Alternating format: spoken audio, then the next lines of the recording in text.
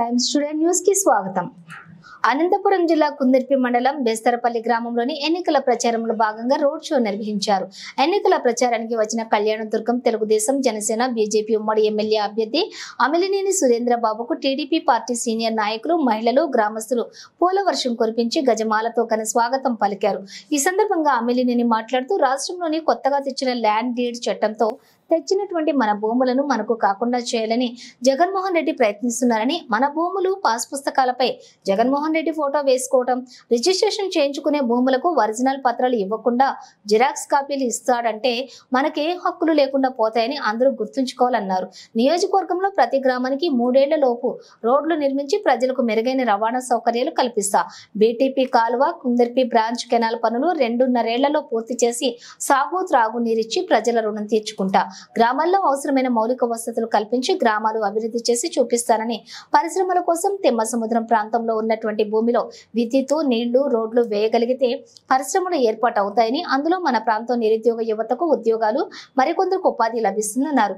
నిన్నటి సభలో అమిత్ షా కూడా చెప్పారు, 2 ఏళ్లలో పోలవరం పూర్తి చేస్తామని, పోలవరం పూర్తయితే పట్టిసీమ ద్వారా కృష్ణా నదికి నీళ్లు మనకు వస్తాయని, వాటి ద్వారా మన ప్రాంతాన్ని మరింత ఎక్కువగా సాగు త్రాగు నీళ్లు వస్తాయని అన్నారు। ఇక అలాగే గ్రామంలో ఉన్నటువంటి సమస్యలు పరిష్కరించి అన్ని రకాలుగా ఆదుకుంటామని భరోసా ఇచ్చారు।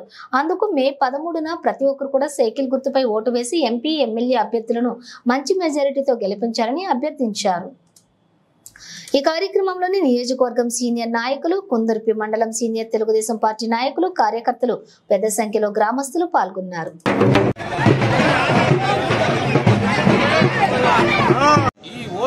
ఈ గెలుపుని ఓర్చుకోలేక, ఈ దాన్ని ఓర్చుకోలేక వాళ్ళు రాళ్ళు దాడులు రకరకాల దొంగచాటు నుంచి రాళ్ళు దాడులు సిద్ధమయ్యారు। కానీ మనం ప్రజాస్వామ్యంలో మనం గెలవబోతున్నాం, ఎలాగా ఏదైనా రకంగా మనం అడ్డుకోవాలని వాళ్ళు చూస్తున్నారు। అంటే గలాట లేపి ఈ గలాటలో మనం కూడా భాగస్వామ్యం చేసి మరీ మనం ప్రజలకి ఇంకో రకంగా మెసేజ్ పంపించేకి వాళ్ళు సిద్ధపడుతున్నారు। కానీ ప్రజలు గమనిస్తున్నారు, మేము గమనిస్తున్నాం। ఏదేమైనా కూడా ప్రజాస్వామ్యబద్ధంగా ఏదైతే ఉంటుందో మేము దాన్నే ముందుకు తీసుకెళ్తాం।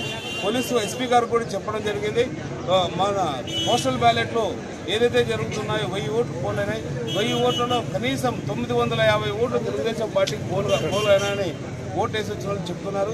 ఆడ బహిరంగంగా ఓటు వేస్తున్నారు। ఎందుకంటే వాళ్ళకి ఎవరైతే ఉద్యోగస్తులు ఉన్నారో వాళ్ళకి జరిగిన అన్యాయాన్ని వాళ్ళు గుర్తు చేసుకొని వాళ్ళు ఓటు రూపంగా వాళ్ళు ఆయుధంగా వాళ్ళు వేస్తున్నారు।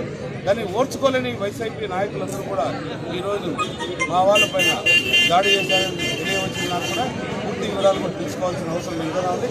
ఏదేమైనా కూడా జరిగే రాబోయే కాలంలో మేము కూడా దాన్ని ఎస్పీ ద్వారా క్లియర్గా పోయి ఎన్నికల కమిషన్ తీసుకెళ్ళి దాన్ని ఎలా అరికట్టాలో కూడా అరికట్టే బాధ్యత తీసుకుంటాను, ఖచ్చితంగా అరికడతాను। వాళ్ళ ఆగడాలను కూడా సాగనివ్వకుండా చేసే బాధ్యత నాదని సభాముఖంగా తెలియజేస్తున్నాను।